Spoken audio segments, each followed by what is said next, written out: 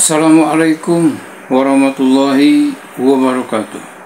Sahabat, saudara-saudara, dulur anu di lembur, baraya anu di kota, sehat walafiatnya, mudah-mudahan ya.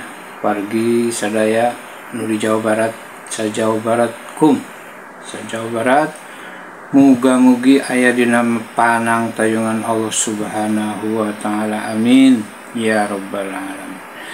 Wargi sadaya saudara-saudaraku, tentunya yang di mana saja, yang di Jawa Barat atau yang di Indonesia ya seluruhnya. Pada kesempatan ini saya akan menyampaikan satu informasi ya. Informasi debat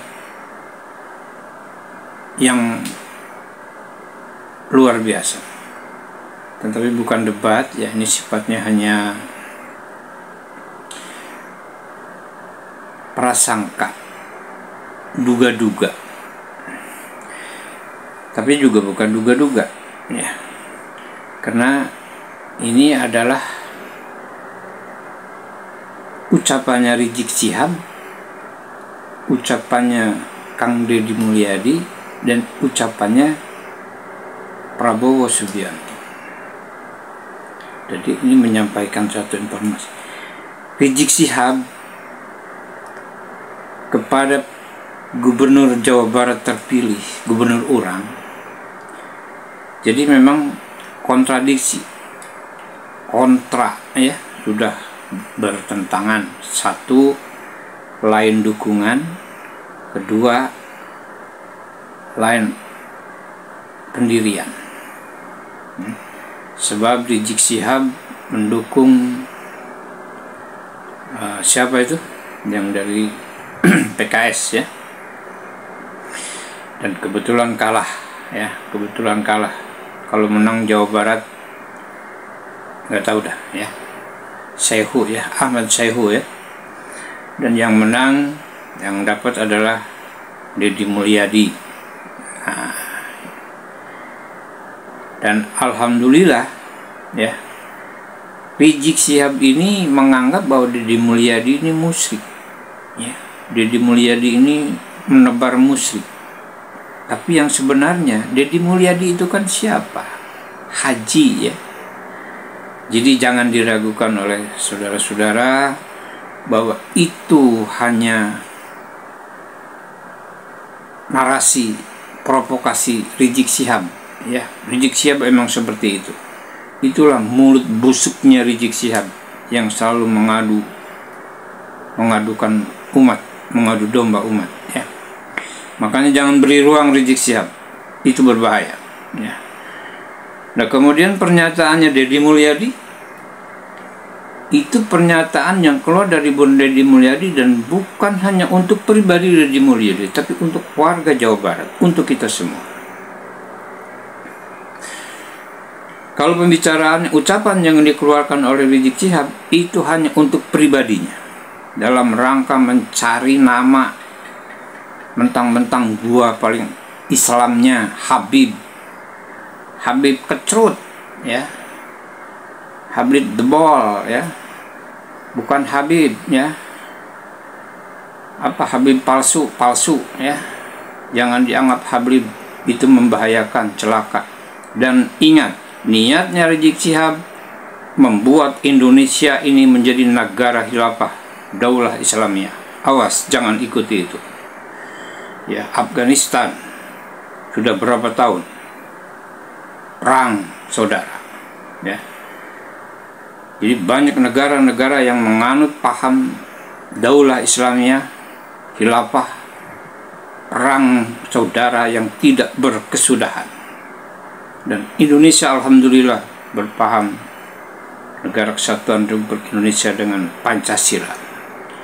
Dan untuk itu kepada saudara-saudara, jangan ikuti Rizik Syihab, ikuti pemerintah ya. Pemerintah juga tidak pernah membuat masyarakatnya musyrik, membuat masyarakatnya pindah agama. Dari dulu juga masyarakat Indonesia selalu tata tentrem, dikira harja dalam membangun baik pribadi maupun agamanya.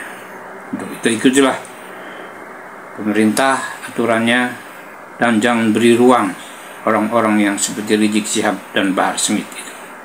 Baik sahabat, untuk lebih lanjutnya kita simak nih pernyataan-pernyataan Rizik Syihab, Deddy Mulyadi, dan juga pernyataan yang disampaikan oleh Prabowo Subianto, dan ada lagi pernyataan-pernyataan yang membuka kebusukannya, kebodohannya, kegoblokannya Rizik Syihab.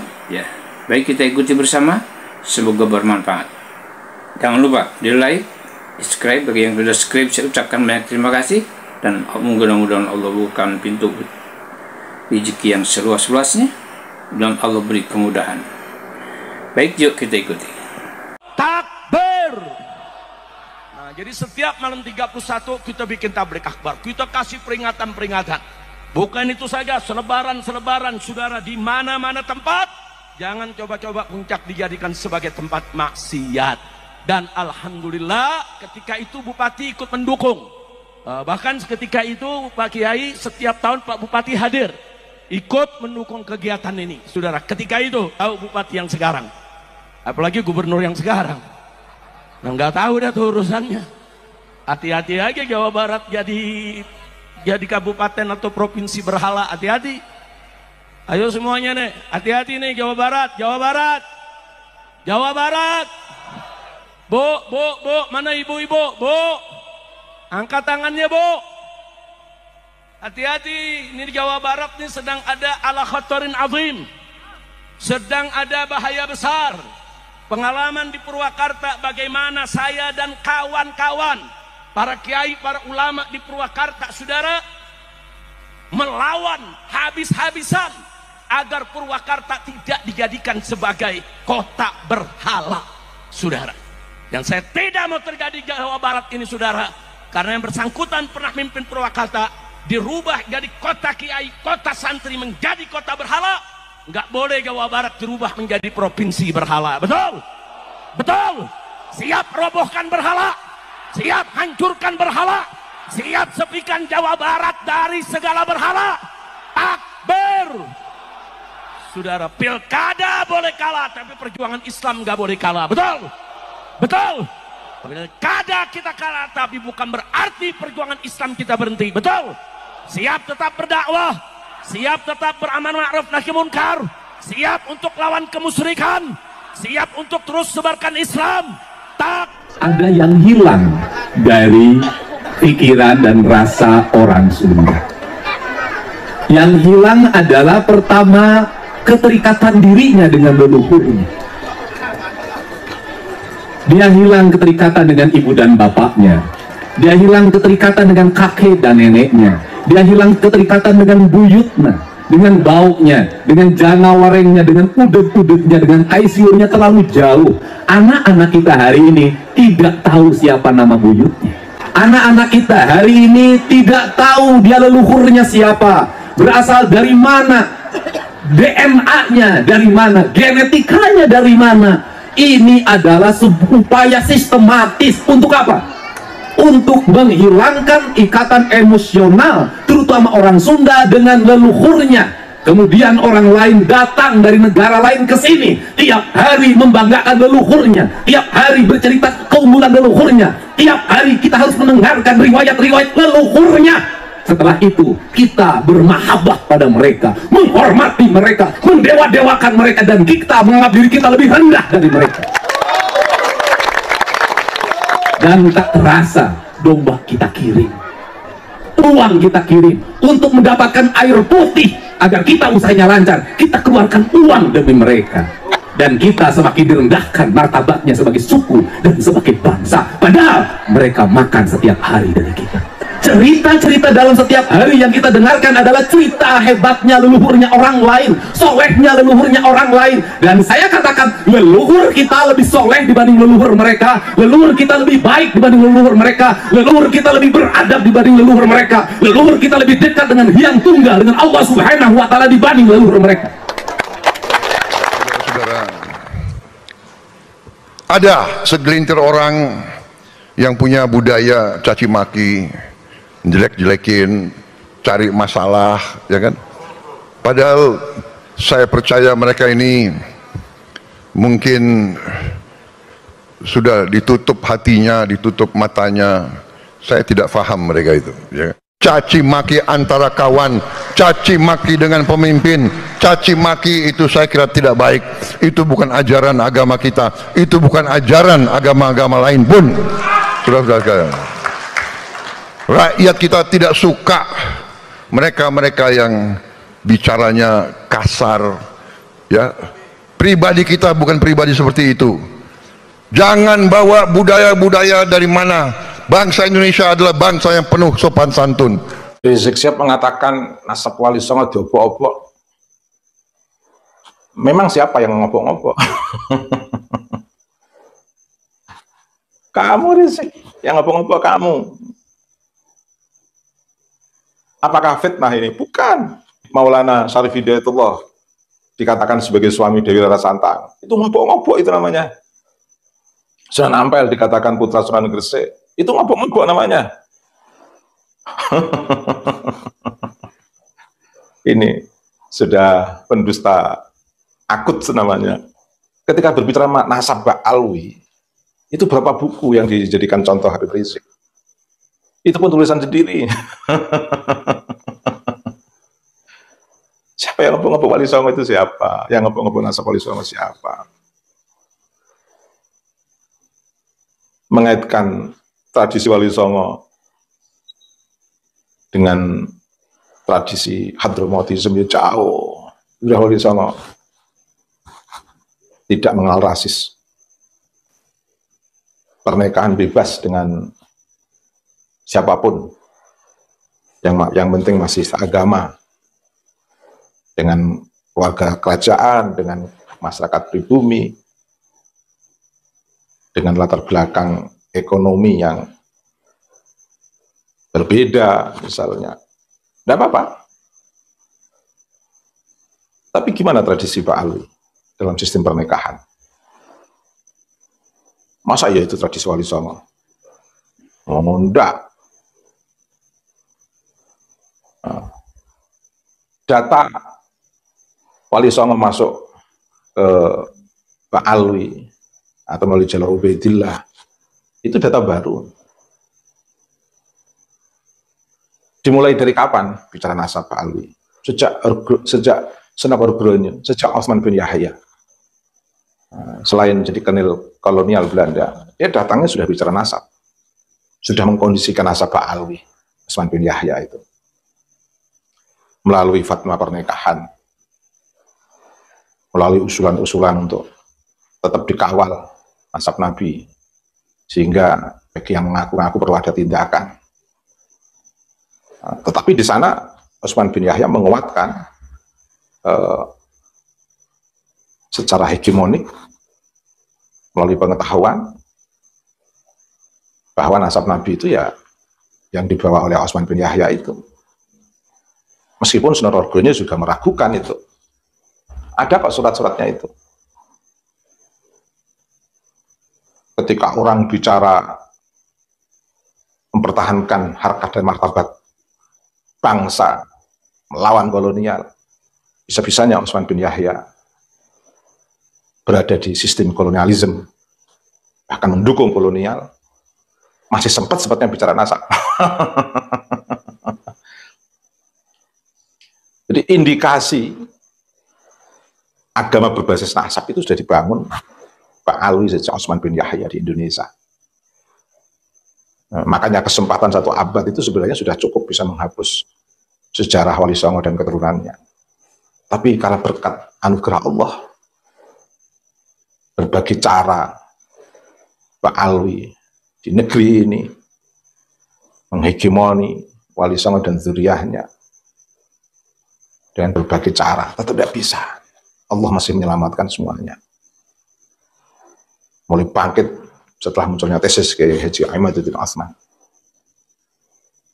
Kembali pada persoalan ungkapan Rizik Syihab. Yang ngobok-ngobok itu siapa? Ini bukan fitnah, di depan mata. Baru kemarin kamu ngobok-ngobok itu nasab Wali Songo. Dari pihak Robito sendiri juga menegaskan, menyepelekan seolah-olah Wali Songo sebagai zuriyah Nabi itu bukan dari nasabah, tapi dari sejarawan. Itu ngobok-ngobok namanya, menyepelekan itu namanya. Nah, kemudian maju mundur, silang pendapat di karangan Robito terkait dengan status Wali Songo, sehingga muncul lewat mulut Bahar bin Smith yang bikin rame dunia pernasaban. Bagaimana Bahar bin Smith tidak mengakui zuriyah Wali Songo punya keturunan. Ketika Safari Rizik Syihab menegaskan Sultan Hasanuddin sebagai keturunan Wali Songo dan sebagai zuriyah Nabi, cucu Nabi, ngomong nggak bisa dipegang dari kalangan Robito ini, mutar-mutar. Tapi itu kan nggak peduli kita semuanya. Toh dari sejak Utsman bin Yahya sudah membolak-balik bicara nasab begitu. Seolah-olah nasab yang paling absah itu nasab yang dibawa oleh Utsman bin Yahya dari Pak Alwi. Diskursus nasab itu siapa yang memulai, siapa yang memantai. Ini karena diobok-obok oleh dari Bani Pak Alwi. Ini artinya apa? Rizik Syihab tidak sesuai dengan realitas. Jadi yang ngobok-ngobok nasab itu siapa? Apa kaitannya dengan PKI? Itu langkah-langkah lain ke PKI. Lah siapa memang yang berhadapan dengan PKI saat gemuruh gerakan PKI itu? Yang menghadang siapa? Yang menjadi sasaran PKI siapa? Para kiai, zuriyah Wali Songo. Yang menjadi orang ring pertama PKI siapa? Di jajaran pengurus PKI, Mbak Alwi. Itu namanya memutarbalikkan fakta. Seolah-olah ini skenario PKI. Dan memang ring-ring pertama awal pendirian PKI siapa? Awal kemunculan kejayaan PKI siapa ring-ring pertama? Mbak Alwi.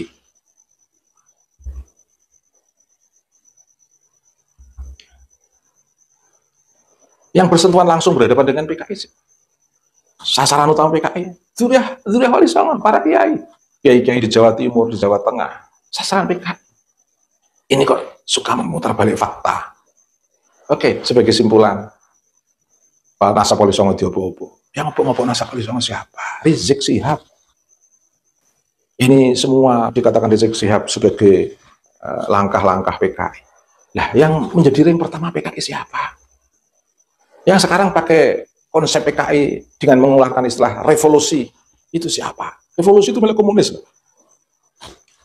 Yang menyebut istilah pendidikan akhlak dengan revolusi akhlak dengan menggunakan istilah revolusi, itu siapa? Ini istilah komunis. Rizik Syihab. Sekalian kalau untuk teori sosial menggunakan istilah revolusi tidak apa-apa. Masa pendidikan agama pakai istilah revolusi?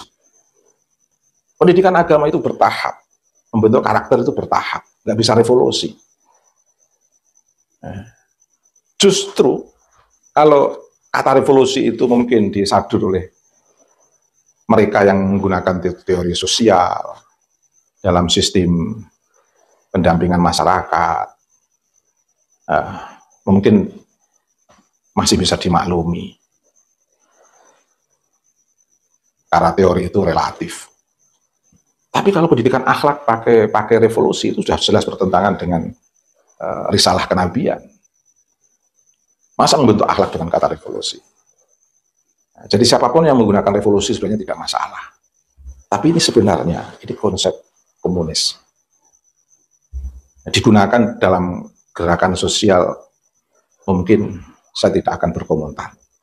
Tapi ketika digunakan dalam konteks keberagamaan, jadi aneh. Karena Nabi dalam pendidikan agama tidak pernah melakukan revolusi. Nabi melakukan teori graduasi dalam konteks pendampingan gerakan keberagamaan, membebaskan dan mencerahkan. Nah, kalau Nabi pakai teori revolusi, tentu nggak ada pembebasan para budak.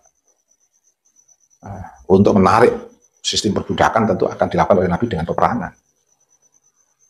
Nabi narik perbudakan tidak dengan sistem peperangan, tapi dengan cara membebaskan. Dengan cara prosedural. Ini artinya tidak revolusi Nabi di tengah risalah kenabian pada era beliau. Dan ini dilanjutkan oleh para ulama. Termasuk dalam konteks pendidikan akhlak. Makanya dalam konteks pendidikan akhlak di kalangan pesantren itu nggak ada kata revolusi. Kamu yang mengeluarkan kata revolusi. Istilah siapa ini? Istilah komunis, istilah PKI. Jadi siapa yang menjadi ring pertama PKI? Ngait-ngaitkan diskursus nasab ini dengan PKI. Yang ring pertama PKI siapa? Sekarang yang menggunakan istilah PKI untuk kegiatan keagamaan siapa? Rizik Syihab dengan istilah revolusi akhlak. Sekali lagi, kalau revolusi itu digunakan dalam kegiatan sosial politik, saya tidak berkomentar. Tapi ketika digunakan untuk kegiatan keagamaan, ini jelas menyalahi metode dan pendekatan dakwah yang dibawa oleh Nabi Muhammad SAW.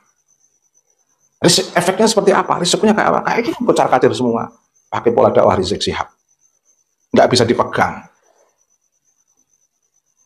Merusak tatanan dakwah.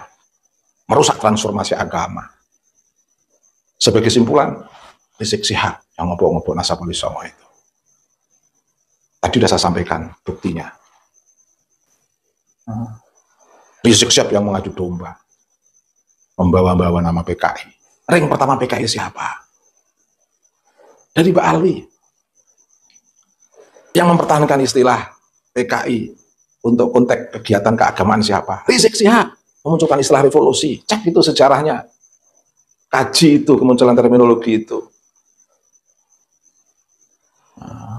Bergebiarnya istilah revolusi itu kapan? Itu kelompok-kelompok sosialis. Tidak apa-apa, digunakan untuk kegiatan, untuk gerakan politik, sosial politik, tidak apa-apa, saya tidak berkomentar. Tapi bahwa istilah itu pernah digaungkan oleh komunis di era kejayaannya. Dan itu ketika dikaitkan untuk konteks keberagamaan, akan merusak agama. Ini akibatnya dakwah agama dengan menggunakan istilah revolusi. Kocar-kacir, penuh emosi. Di satu sisi, di sisi lain menggelikan. Banyak kurafat-kurafat atas nama karomah. Karomah itu harus sesuai dengan syariat. Cerita karomah tapi tidak sesuai dengan syariat, itu namanya bertentangan dengan terminologi karomah dalam tradisi sufi di kalangan ulama pesantren. Lain kali akan kita kupas. Tapi yang jelas, pidato-pidato kurafat para habaib itu bukan pidato atas nama karomah, bukan. Itu untuk menutupi kefatalan bentuk-bentuk kurafat. Yang jelas bukan karomah. Karomah harus sesuai dengan syariat. Kalau karomah bertentangan dengan syariat, itu namanya distorsi, penyimpangan. Dan itu semua dilakukan masif oleh para habaib. Terjebak dengan istilah revolusi ini. Membulak-balikkan fakta.